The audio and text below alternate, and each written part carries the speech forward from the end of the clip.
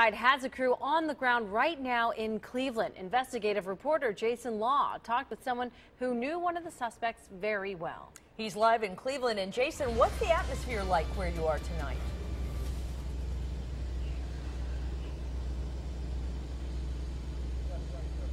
Well, the scene here in Cleveland has certainly quieted down at this late hour. All the onlookers and people who came in to really take in the scene have gone home for the night. At one point where I'm talking to you now live, there were maybe 100 and 125 people earlier in the day.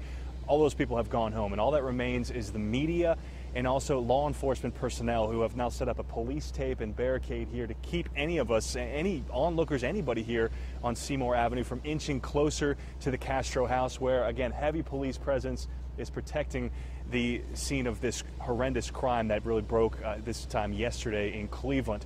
Now, there's still so many questions tonight about who these three brothers are, who these Castro brothers are, what their motivations were, why and how they could get away with such a crime for so long. Investigators say they're not releasing any more information tonight. We're not expecting to have any updates until at least tomorrow morning sometime. So we talked to people who knew the Castros, and we talked to one man who grew up in this neighborhood and knew in particular Ariel Castro well.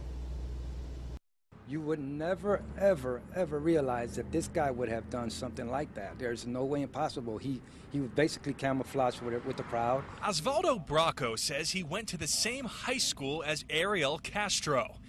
They both play music in local bands, he says, and for a time, even lived on the same street. So you heard this when it broke yesterday. I mean, right. I was in shock. I couldn't believe it. I mean, I was just like 2 blocks away when this happened, so I went ahead and had him, a friend of mine, drive me over there to see what was going on. Seymour Avenue has been closed off since early Tuesday. Reporters and photographers have been lined up, practically on top of one another, trying to catch a glimpse of the Castro home and any evidence investigators may be removing from inside.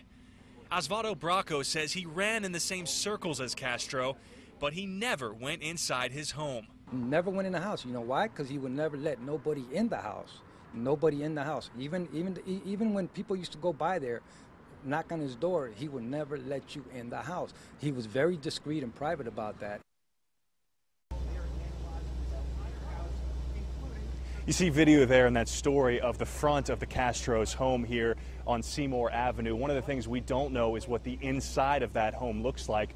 Just this evening, a few hours ago, we had a chance to interview the police chief here in Cleveland, and we asked him point blank, we said, hey, what does the inside of the house look like? How were they able to keep these women captive for so long, as investigators say they did?